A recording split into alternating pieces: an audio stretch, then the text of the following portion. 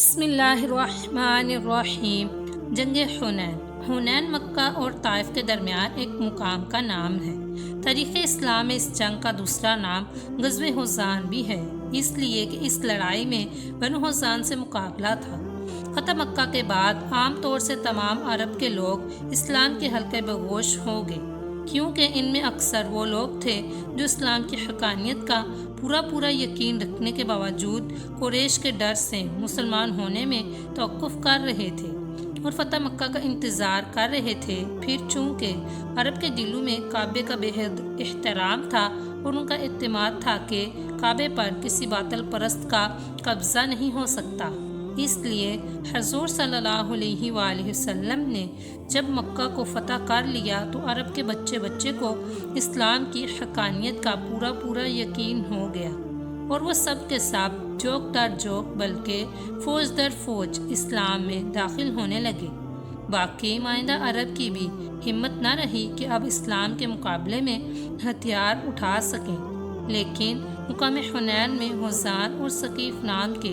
دو قبیلے آباد تھے جو بہت ہی جنگجو اور فنون جنگ سے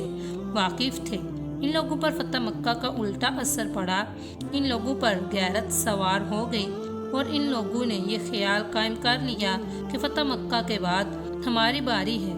اس لیے ان لوگوں نے یہ طے کر لیا کہ مسلمانوں پر جو اس وقت مکہ میں جمع ہے ایک زبردست حملہ کر دیا جائے۔ چنانچہ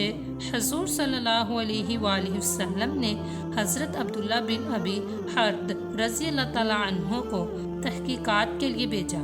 جب انہوں نے وہاں سے واپس آ کر ان قبائل کی جنگی تیاریوں کا حال بیان کیا اور بتایا کہ قبیلہ حزان اور ثقیف نے اپنے تمام قبائل کو جمع کر لیا ہے اور قبیلہ حزان کا رئیس اعظم مالک بن عوف ان تمام افواج کا سپہ سالار ہے، اور 100 برس سے زائد عمر کا بوڑھا ولید بن السامہ جو عرب کا مشہور شاعر اور مانا ہوا بہادر تھا بطور مشیر کے میدان جنگ میں لایا گیا ہے، اور یہ لوگ اپنی عورتوں بچوں بلکہ جانور تک کو میدان جنگ میں لائے ہیں تاکہ کوئی سپاہی میدان جنگ سے بھاگنے کا خیال بھی نہ کر سکے۔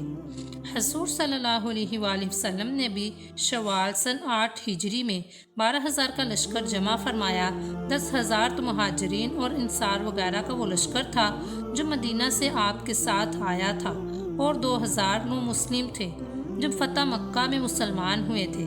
آپ نے اس لشکر کو ساتھ لے کر اس شان و شوکت کے ساتھ حنین کا رخ کیا کہ اسلامی افواج کی کثرت اور اس کے جاؤ جلال کو دیکھ کر بے اختیار بعض صحابہ کی زبان سے یہ لفظ نکل گیا کہ آج بلا ہم پر کون غالب آ سکتا ہے، لیکن خداوند عالم کو صحابہ کرام کا اپنی فوجوں کی کثرت پر ناز کرنا پسند نہیں آیا۔ چنانچہ اس فخر و نازش کا یہ انجام ہوا کہ پہلے ہی حملے میں قبیلہ حزان اور ثقیف کے تیر اندازوں نے جو تیروں کی بارش کی اور ہزاروں کی تعداد میں تلواریں لے کر مسلمانوں پر ٹوٹ پڑے، تو وہ 2,000 نو مسلم اور کفار مکہ جو لشکر اسلام میں شامل ہو کے مکہ سے آئے تھے ایک دم سر پر پیر رکھ کر بھاگ نکلے۔ ان لوگوں کی بگدڑ دیکھ کر انصار و مہاجرین کے بھی پاؤں اکھڑ گئے۔ حضور تاجدار دو عالم صلی اللہ علیہ وآلہ وسلم نے جو نظر اٹھا کر دیکھا تو گنتی کے چند جانساروں کے سوا سب فرار ہو چکے تھے۔ تیروں کی بارش ہو رہی تھی، 12,000 کا لشکر فرار ہو چکا تھا، مگر خدا کے رسول کے پا استقامت میں بال برابر بھی لرزش نہیں ہوئی، بلکہ آپ اکیلے ایک لشکر بلکہ ایک عالم کائنات کا مجموعہ بنے ہوئے نہ صرف پہاڑ کی طرح ڈٹے رہے بلکہ اپنے سفید خچر پر سوار برابر آگے ہی بڑھتے رہے، اور آپ کی زبان مبارک پر یہ الفاظ جاری تھے کہ میں نبی ہوں، یہ جھوٹ نہیں ہے، میں عبد المطلب کا بیٹا ہوں۔ اسی حالت میں آپ نے داہنی طرف دیکھ کر بلند آواز سے پکارا کہ یا معشر الانصار، فوراً آواز آئی کہ ہم حاضر ہیں یا رسول اللہ۔ پھر بائیں جانب رخ کر کے فرمایا کہ یا للمہاجرین، فوراً آواز آئی کہ ہم حاضر ہیں یا رسول اللہ۔ حضرت عباس رضی اللہ تعالیٰ عنہ چونکہ بہت ہی بلند آواز تھے، آپ نے ان کو حکم دیا کہ انصار و مہاجرین کو پکارو۔ انہوں نے جو یہ معشر الانصار اور یا للمہاجرین کا نعرہ مارا تو ایک دم تمام فوجیں پلٹ پڑی اور لوگ اس قدر تیزی کے ساتھ دوڑ پڑے کہ جن لوگوں کے گھوڑے ازدحام کی وجہ سے نہ مڑ سکے انہوں نے ہلکا ہونے کے لیے اپنی زرہیں پھینک دی اور گھوڑوں سے کود کود کر دوڑے اور کفار کے لشکر پر چپٹ پڑے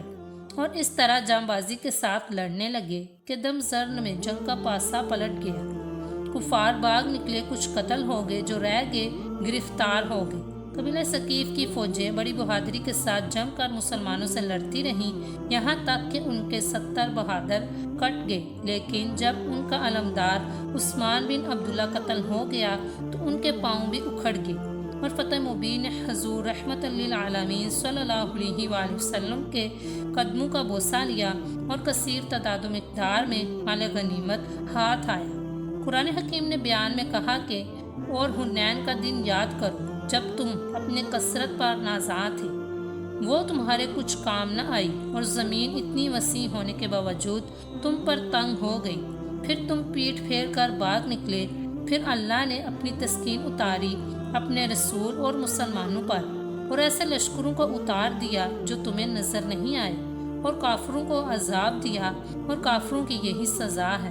حنین میں شکست کھا کر کفار کی فوجیں بھاگ کر کچھ تو اوتاس میں جمع ہو گئی اور کچھ طائف کے قلعے میں جا کر پناہ گزین ہو گئی۔ اس لیے کفار کی فوجوں کو مکمل طور پر شکست دینے کے لیے اوتاس اور طائف پر بھی حملہ کرنا ضروری ہو گیا۔ اگر آپ کو ویڈیو پسند آئی ہو تو ویڈیو کو لائک کریں، شیئر کریں، کمنٹ کریں اور چینل کو سبسکرائب کریں۔ شکریہ۔